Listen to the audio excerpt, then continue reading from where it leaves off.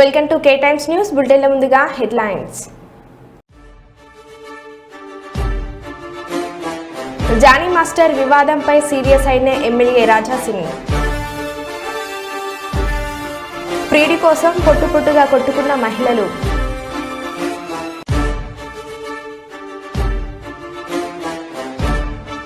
Warangal MGM ఆసుపత్రిలో అంబులెన్స్ల కొరత.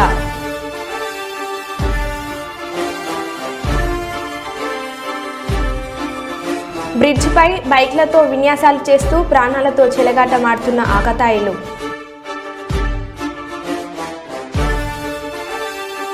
గుంటూరులోని ఆదిత్య హాస్పిటల్ వైద్యుల నిర్లక్ష్యంతో ఒక నిండు ప్రాణం బలి. ఇసుక బుకింగ్ మరింత సులభతరం. కడప జిల్లా కలెక్టర్ శివశంకర్ లోతేటి.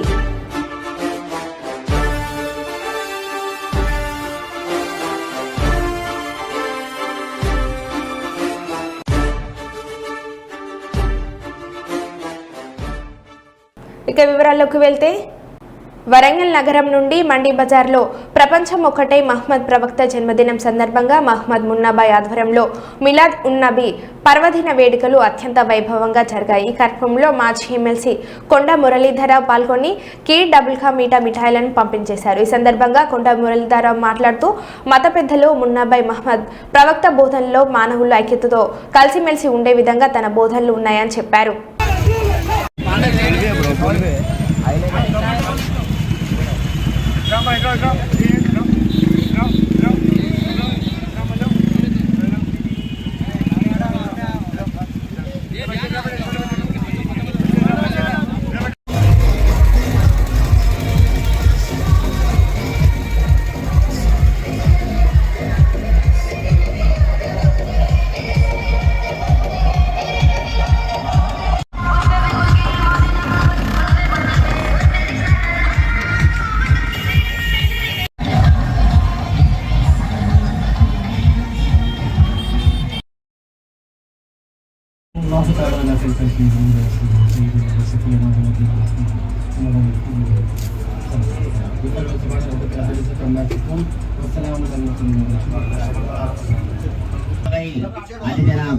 मुन्ना भाई एक बार साहब की गुलपोशी फरमा रहे हैं और सालपोशी फरमाएंगे। थोड़ा पीछे झुको और झुको। अली जनाब कुंडा मुरली साहब की सालपोशी और गुलपोशी फरमा रहे हैं।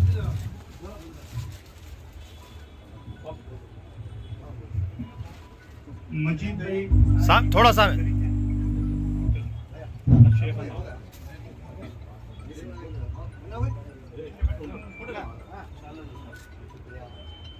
एक सेकंड थोड़ा फोटो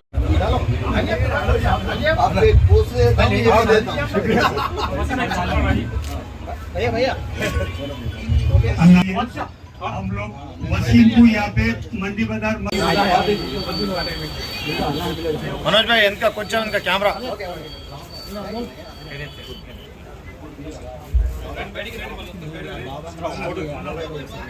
भाई इनका कुछ इनका फ्लैश वसीम भाई थोड़ा हाथ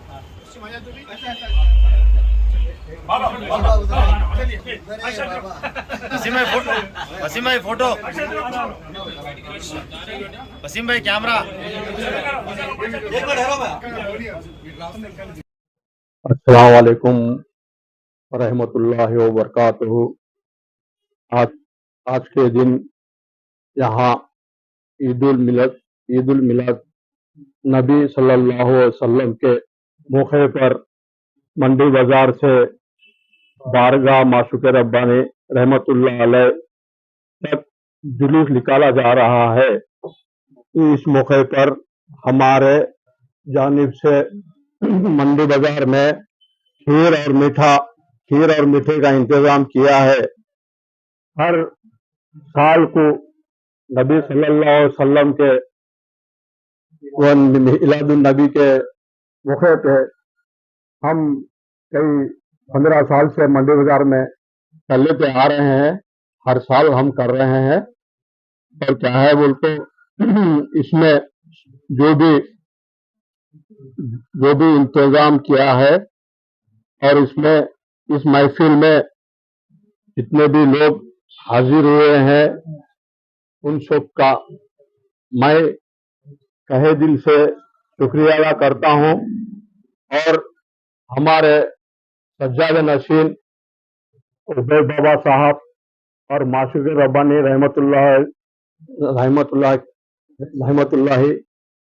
वहाँ उनका भी बहुत बहुत शुक्रिया अदा करता हूँ और जनाब कुंदा मुल्ली साहब का भी शुक्रिया अदा करता हूँ। उन्होंने आए हैं मंडी बाजार में, खीर का तस्वीर करे हैं, बांटे हैं, डाले हैं उनका, और एमएलए हमारे मिनिस्टर कुंडा सुरे का मैडम को भी, उनको भी बहुत बहुत शुक्रिया अदा करता हूँ।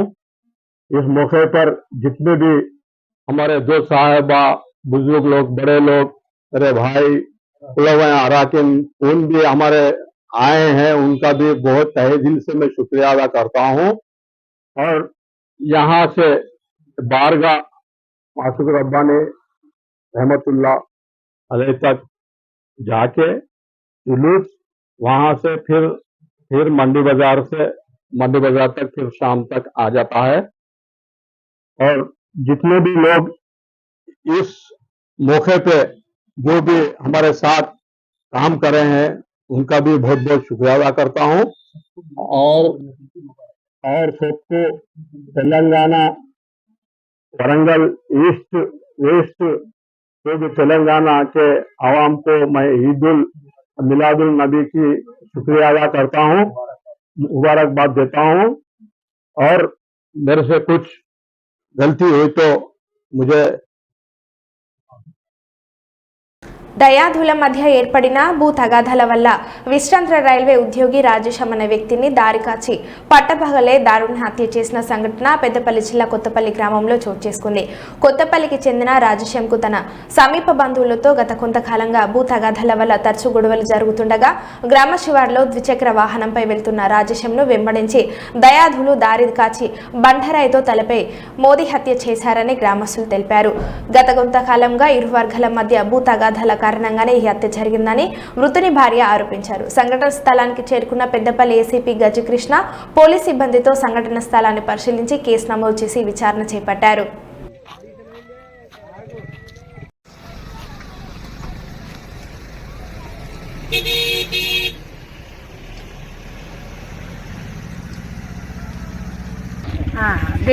అక్కడ భూమి చూయించుతా, ఆ భూముల కాడ లొల్లులు ఉన్నాయి. సార్ వస్తాడు, గిరిజవారి సారు కరెంటు అయిన వస్తాడు, అవి రెండు చూయించేస్తా అని చెప్పిండు. వచ్చిండు ఇది దాన్ని. ఇది ఎప్పటి నుండి నడుతుందమ్మా ఈ భూమి? ఈ భూములో 5-6 ఏళ్ళకి ఎక్కువ అవుతుంది. వాళ్ళకి నడవాలి 5-6 ఏళ్ళకి ఎక్కువ. పంచాయతీలు అవుతున్నాయి, కేసులు అవుతున్నాయి, కేసులు నడుపుతాడు. అయితే ఇవాళ కరెంటు వాళ్ళు వస్తారు, ఆ కరెంటు వాళ్ళకి చూయించి ఆ భూమి ఎక్కువ చేసుకున్నారు. అక్కడ ఆ భూమి చూయించి వస్తా సార్ వస్తాడు అని వచ్చిండు. 12 అయింది వచ్చిండు. వచ్చినాక ఇక్కడ ఎప్పుడు పడ్డాడో నాకు తెలియదు. ఇవాళ నాకు చూసి చెప్పేదాకా తెలియదు. అనుమానం అంటే భూములలో అది మా పాలోళ్ళకు బీజేపీ రాజయ్య అన్న, బీజేపీ రాజయ్య ఎక్కువ చేసుకున్నారు భూములు. ఆ ఎక్కువ ఉన్న భూమి నేను తీసుకోవాలి, సార్ వస్తాడు చూయిస్తా, భూమి కాడ చూయిస్తా, ఈ కరెంటు కాడ చూయిస్తా అన్నాడు. వచ్చిండు. ఇక వచ్చినాక ఈ పొలం కాడికి ఇంకా అక్కడ ఉన్నది మాకు ఎర్రగొండ కాడ. ఆడ ఎక్కువ చేసుకున్నారు భూమి, ఆడ సార్ వస్తాడు, ఆయనకు ఆడ చూయిస్తా, ఈడ కరెంట్ కాడ చూయిస్తాను, గాజుబాయి చూడు ఆడ చూయిస్తానని వచ్చిండు. ఇక్కడనే అయిపోయింది. అంటే కోర్టు వ్యవహారం ఉన్నది ఈ భూమి అని చెప్పి తెలిసింది.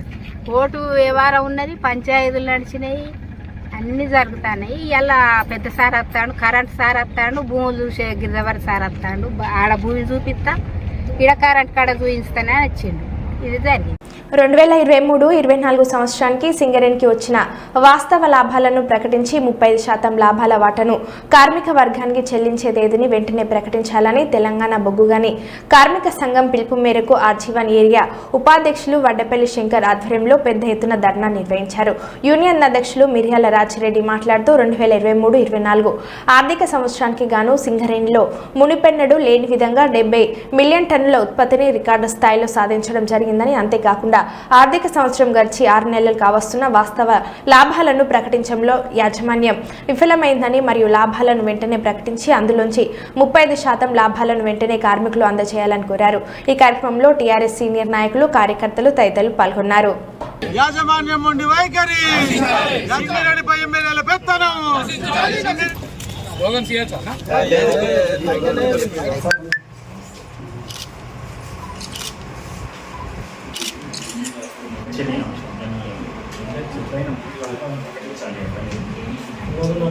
తెలంగాణ బొగ్గని కార్మిక సంఘం నాయకత్వంలో సింగరేణిలో ఉన్నటువంటి 11 డివిజన్లలో ఈరోజు ధర్నా కార్యక్రమం చేపట్టి జీఎంలకు వినతి పత్రం ఇవ్వడం చేపడతా ఉన్నాం.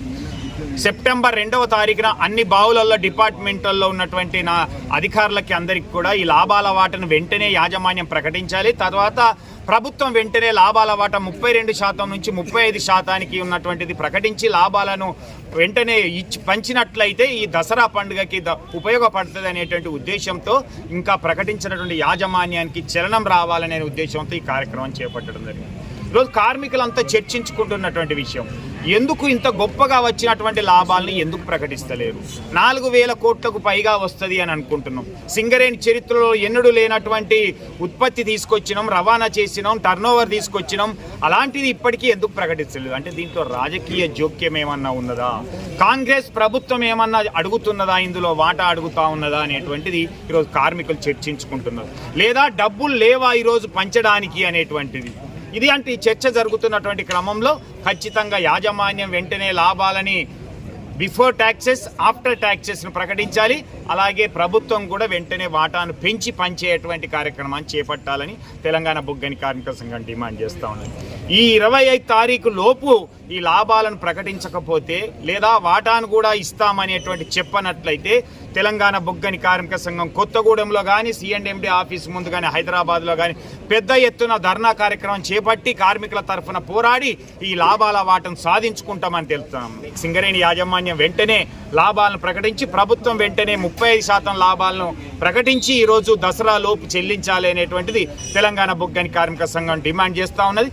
మహమ్మద్ ప్రవక్త జన్మదిన సందర్భంగా నగరంలో మిలాద్ ఉన్ నబీ వేడుకలను గురువారం ముస్లింలు ఘనంగా నిర్వహించారు. ఉదయం బొంబాయి స్కూల్లో ఆసారే ముబారక్ దర్శనం అనంతరం పెద్ద ఎత్తున అన్నదాన కార్యక్రమం జరిగింది.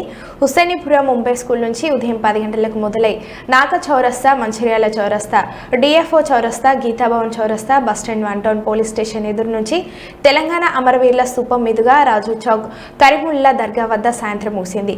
మర్కజీ మిలాద్ కమిటీ అధ్యక్షులు ఫరీబా బాబా, ప్రధాన కార్యదర్శి గులాం రబ్బానీ కాద్రి ఆధ్వర్యంలో ర్యాలీ నిర్వహించారు. ఈ కార్యక్రమంలో కాంగ్రెస్ నాయకులు నవాబ్ మేరాజ్, అమీర్, శశాంక్, కరీం ఖాన్, వీఆర్ఎస్ నాయకులు సయ్యద్ అక్బర్ హుస్సేన్, షేక్ యూసఫ్, జమలుద్దీన్, నవాబ్, అస్మద్, జాలీ బేగ్, సుప్రీం, జావేద్, అఫ్జల్, రజాక్, అబ్బాస్, షామీ, అజర్, అలీబాబా పాల్గొన్నారు.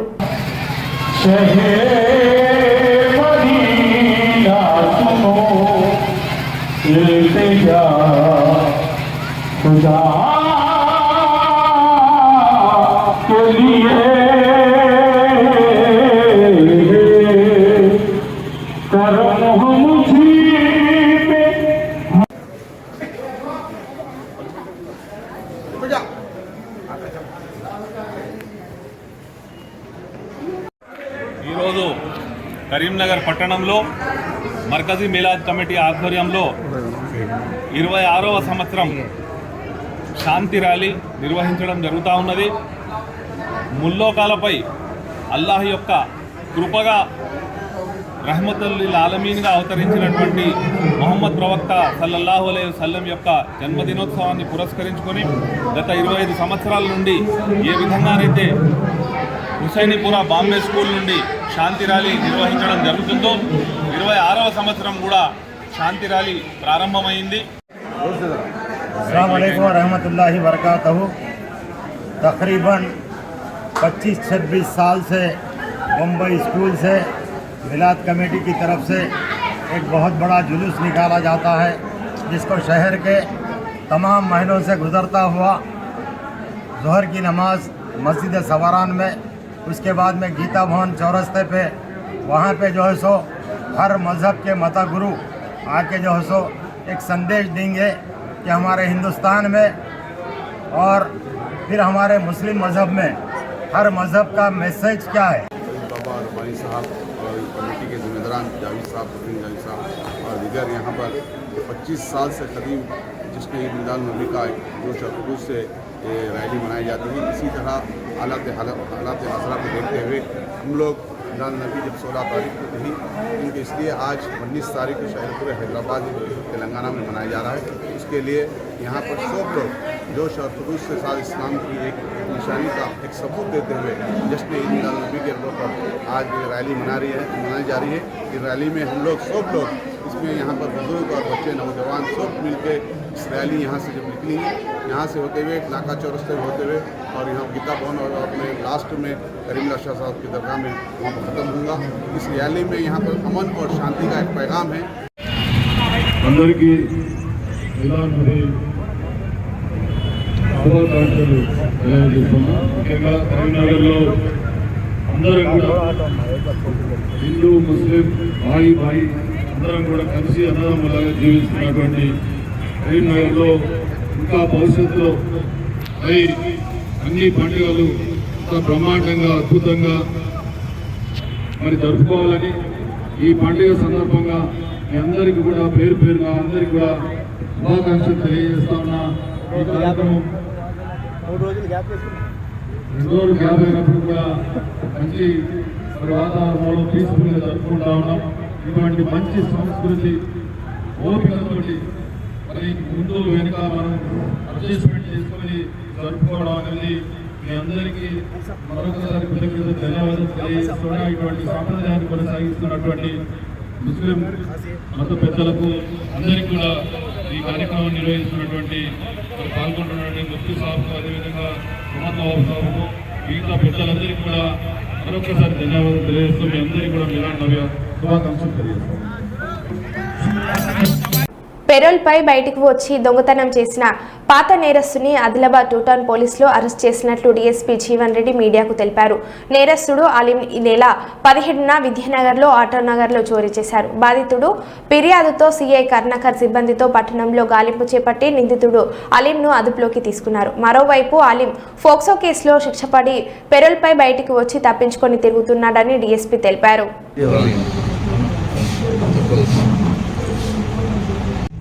ఈరోజు ఉదయం 8 గంటల ప్రాంతంలో విద్యానగర్ కాలనీకి చెందిన మహమ్మద్ అబైజ్ అనే ఒక వ్యక్తి 2 టౌన్ పోలీస్ స్టేషన్కి వచ్చి కంప్లైంట్ ఇవ్వడం జరిగింది. అతని ఫిర్యాదు సారాంశం ఏంటంటే అతనికి గల ఆటో బేరింగ్ నెంబర్ AP01X7797 తన ఆటోను 17th రోజు రాత్రి 10 గంటలకు ఇంటి ముందట పార్క్ చేసి ఆ రోజు 17th రోజు నైట్లో ఇంట్లో పడుకొని ఉదయం అంటే 18th రోజు ఉదయం 6 గంటలకు లేచి చూసేసరికి అతను ఆటో అక్కడ ఇంటి ముందట నుండి మిస్ అయిపోయింది. ఎవరో గుర్తులేని దొంగలు ఆటోను దొంగిలించరానని చెప్పి అతడు పిఎస్లో కంప్లైంట్ చేయడం జరిగింది. అతని ఫిర్యాదు ఆధారంగా 2 టౌన్ పోలీస్ స్టేషన్లో ఆటో దొంగతనం కేసు నమోదు చేసి 2 టౌన్ ఇన్స్పెక్టర్ కరుణాకర్ రావు ఈ కేసును ఛాలెంజ్గా తీసుకొని దర్యాప్తు బాధ్యతను విష్ణు ప్రకాష్ ఎస్ఐకి ఇవ్వడం జరిగింది. 2 town inspector and Vishnu Prakash SI వీళ్ళిద్దరు కూడా ఐడి పార్టీ రమేష్ మిగతా సిబ్బంది దీనిలో ఎంతో ఎఫర్ట్స్ పెట్టి ఇన్ఫర్మేషన్ కలెక్ట్ చేసి ఈ ఆటోను కుర్షినగర్లో సిడబ్ల్యూసి గోడౌన్ దగ్గర ట్రేస్ చేయడం జరిగింది. ఆటోతో పాటు ఆటోను దొంగిలించిన వ్యక్తిని కూడా సయ్యద్ అలీం ఏజ్ 37 years, ఇతని చోటా తలాబ్ ఆదిలాబాద్, ఇతన్ని కూడా ఆటోతో పాటు రెడ్ హ్యాండెడ్గా పట్టుకోవడం జరిగింది. ఈ ఆటో దొంగిలించిన వ్యక్తి సయ్యద్ అలీంను ఇంట్రాగేషన్ చేయగా ఈ ఆటోను తనే దొంగిలించినట్టు నేరం ఒప్పుకోవడం జరిగింది. అతని ఇంట్రాగేషన్లో కొన్ని కొత్త విషయాలు తెలియడం జరిగింది. అతడు ఇంతకుముందు 2014లో లింగాపూర్ పిఎస్ ఆసిఫాబాద్ డిస్టిక్లో ఒక ఆటో దొంగతనం చేసి జైలుకు వెళ్ళినట్టు చెప్పడం జరిగింది. ఆ కేసు కోర్టులో నిరూపమై అతనికి 1 సంవత్సరం జైలు శిక్ష కూడా పడ్డది. ఆ జైలు శిక్ష అనుభవించడం జరిగింది అతను. దాని తర్వాత 2016లో ఆదిలాబాద్ రూరల్ పిఎస్ లిమిట్స్లో ఒక మైనర్ బాలిక 14 ఇయర్స్ మైనర్ బాలికపై అత్యాచారం చేయడంతో అప్పుడు రేప్ కేసు మరియు పోక్సో కేసు కూడా అతనిపై నమోదు చేసి జైలుకు పంపడం జరిగింది. అతనికి 2019లో Adilabad district honourable POCSO court అతనికి 10 సంవత్సరాల జైలు శిక్ష విధించడం జరిగింది. 1000 రూపాయల ఫైన్ కూడా విధించడం జరిగింది. జైలు శిక్ష పడ్డ తర్వాత ఈ నేరస్తునికి నిజామాబాద్ జైలుకు పంపడం జరిగింది. నిజామాబాద్ జైల్లో 2019 నుంచి 22/10/22 వరకు అతడు ఈ కన్విక్షన్ పీరియడ్ అనుభవించడం జరిగింది. 22/10/22 రోజున అతడు జైలు అథారిటీస్కు పెట్టుకున్న రిక్వెషన్ మేరకు షూరిటీస్ తీసుకొని అతనికి 30 days పెరోల్ ఇవ్వడం జరిగింది. ఆ 30 days పెరోల్పై అతడు వచ్చిన తర్వాత అతడు ఆన్ రిక్వెస్ట్లో మళ్ళీ 15 days పెరోల్ పీరియడ్ ఎక్స్టెన్షన్ చేయడం జరిగింది. 15 days పెరోల్ పీరియడ్ ఎక్స్టెన్షన్ చేసిన తర్వాత అతడు జైల్లో 7/12/22 రోజు తిరిగి రిపోర్ట్ చేసి జైలుకు లోపలికి వెళ్ళాల్సి ఉంటే అతడు అప్పటి నుంచి పెరోల్ నిబంధనలు ఉల్లంఘించి జైలుకు రిపోర్ట్ చేయకుండా తప్పించుకొని తిరుగుతున్నాడు. దాని ప్రకారం నిజామాబాద్ జైలు అథారిటీస్ ఇచ్చిన ఫిర్యాదు మేరకు Bodhan police station Nizamabad district పరిధిలో ఒక కేసు నమోదైంది. ఇతడు పెరోల్పై వచ్చి పరారైనట్టు కేసు నమోదైంది. ఆ crime number 36/24 under section 224 IPC in Bodhan PS. అప్పటి నుంచి జైలు అధికారులు మరియు బోధన్ పోలీసులు ఇతని గురించి దాదాపు 2 years నుంచి ఇతను పట్టుకోవడం గురించి చాలా తిరగడం జరుగుతుంది. అప్పటి నుంచి దొరకకుండా ఇతడు అబ్స్కాండింగ్లో ఉన్నాడు. అంటే జైల్లో దాదాపు ఇంకా 7 years కన్విక్షన్ పీరియడ్ను తప్పించుకోవడానికి ఇతడు ఉద్దేశపూర్వకంగా జైలు అథారిటీస్కు మోసం చేయడంతో పాటు ఆనరబుల్ కోర్టు ఇచ్చిన జైలు శిక్షను కూడా తప్పించుకోవడానికి ఇతడు తిరుగుతూ మరీ ఈరోజు ఈ ఆటో దొంగతనం చేయడం జరిగింది. ఈ ఆటో వర్త్ ₹1 lakh. ఈ కేసును ఛాలెంజింగ్గా తీసుకొని Hyderabad RTC cross road 9 Narasimha Reddy steel bridge పై బైక్లతో ఆకతాయిలు విన్యాసాలు. రోజురోజుకి రెచ్చిపోతున్న ఆకతాయిలు, సరైన నెంబర్ ప్లేట్ లేని వాహనాలతో స్టాండ్లు నిర్వహిస్తున్న ఆకతాయిలు పట్టించుకొని చికట్పల్లి పోలీసులు.